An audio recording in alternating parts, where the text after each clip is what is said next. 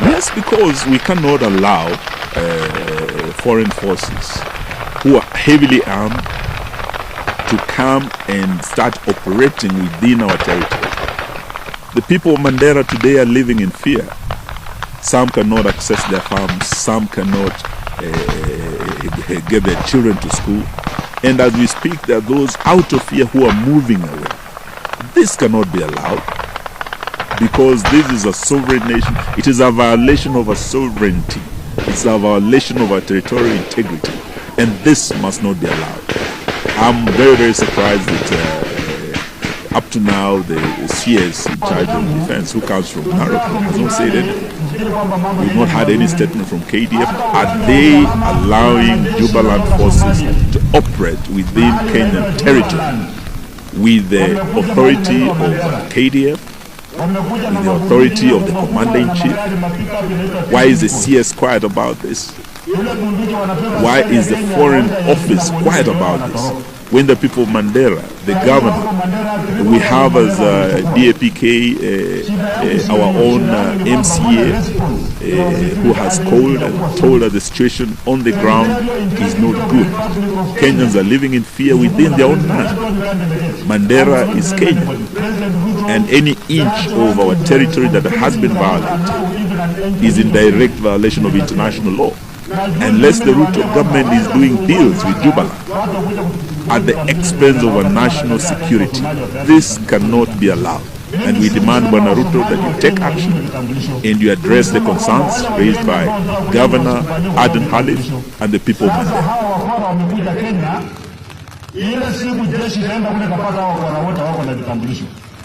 What's going to happen? Watasema wametoka Somalia ama watasema ni watu ya Kenya. Nao ukifika kule hakutakuwa na tofauti sasa. Utawafukuza warudi Somalia ama utawashika walete kwenye seli za Kenya. We do things very carefully without looking at the consequences. At the end of the day, Somalia watasema nao hawa watu ni wa Kenya, wako na vitambulisho yenu, is an internal insurrection. What are you going to say? Every policy decision that the government makes on behalf of Kenyan people, it must be well thought out. Every time there is a conflict in the Somalia side, it definitely spills over, especially if it's Bulahawa and the towns across the border. It affects Kenya. And remember that we have a good working relationship with Somalia as a country. And so when there is those challenges, there's citizens who feel endangered run from the neighboring country run to Kenya. But we cannot confirm now whether they were forces of where, who they are. It's only until you do proper security analysis and investigations that you get to know, is it forces, is it civilians, and so forth. It is also it's also important to note that such security issues are handled in as security issues. So if we reach a stage where there is any challenge, we will tell the country. But at the moment, we don't have any difficulty. The complaints that have come from citizens have been looked at. The question of occupation of school, there is no school currently being occupied, as a matter of fact. And so if there are other parts of Kenya that there is a spillover of citizens from the neighboring countries, with Somalia particularly, that will be, that's why I said the security team will work on it to make sure that they return peacefully. What our main problem in our border that we deal with as Kenya is the criminals, is the people who want to attack our country, kill people, steal property, burn, and so forth. That is really what bothers us most.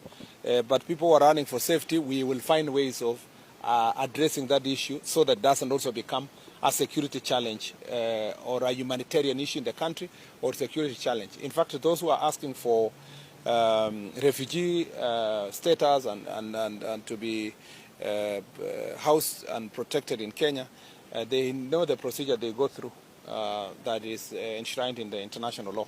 So at the moment there is no cause for. And not the press statement, actually the coverage that was given by the governor recently when he was launching some facilities within the hospital regarding the presence of Jubaland forces within Mandera town. We are aware the national government administration in Mandera have tried to hide that and denounce, saying the statement that was given by the governor is not true. Hiding the truth of the presence of Jubaland forces within Mandera town is like hiding the sun using your hands.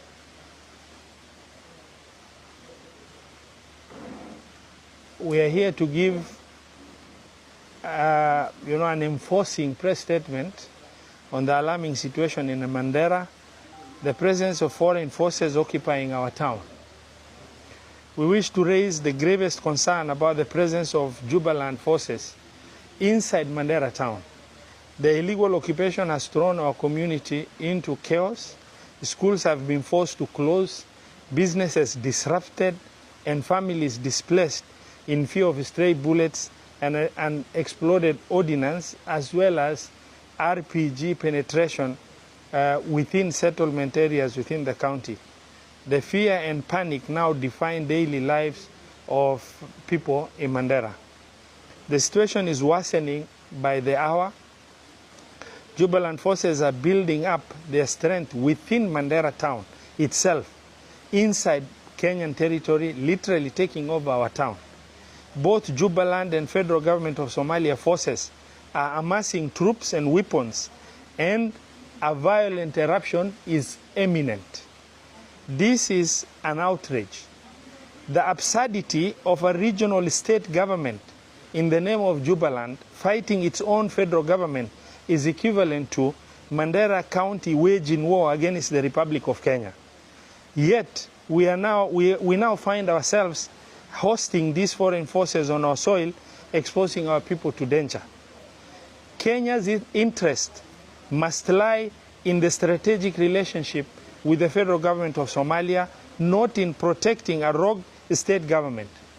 Allowing Jubaland troops to entrench themselves in Mandera, Mandera risking Kenyan lives and property is shameful, reckless, and betrayal of our sovereignty. Foreign conflict must be fought on foreign soil, not on the streets of Mandera. We put the government of Kenya on notice.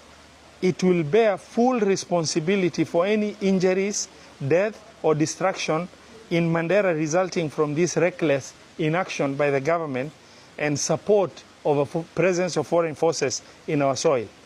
As leaders of Mandera, our loyalty, commitment, and constitutional duty are first and foremost to our people, the Kenyan people in Mandera. Any other interest is secondary and irrelevant to us. Our support for the Kenya Kwanza government must not be taken for granted to the point of gambling with the lives of our population in Mandera. If immediate steps are not taken to relocate Jubaland forces out of Mandera County, we will be forced to mobilize to defend our people ourselves. This will not only endanger peace, but will also cause grave international embarrassment for our country. We